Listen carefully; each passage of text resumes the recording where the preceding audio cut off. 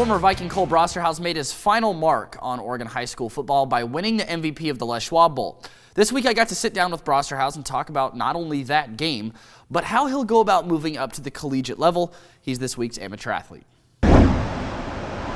Former Viking and newest member of Western Oregon football, Cole Brosterhous showed out at the Les Schwab Bowl with an MVP performance. As a former 4A player, Brosterhous made a statement for 4A athletes everywhere. What did your performance say about, the lower classification athletes, 3A, 4A, 5A, that often can be looked down on a little bit? What did your performance say about just blending in with those guys and how you guys can compete with them?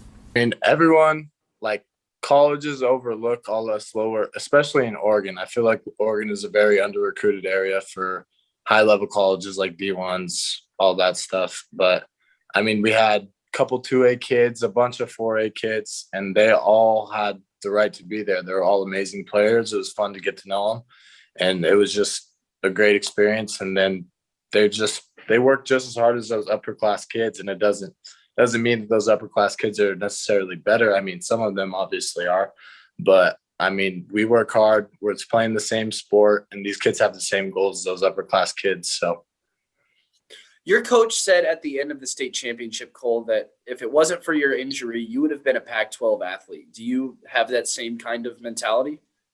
I think that everything happens for a reason.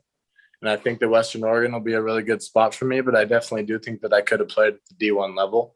But Western Oregon gave me a shot, and I plan to give them my all for the next 4 or 5 years, however long I'll be there. Yeah, what is Western Oregon getting out of you? You come off a state championship and MVP, but just in terms of the style of game you like to play, what does Western Oregon get when Cole Brosterhous gets added to the roster?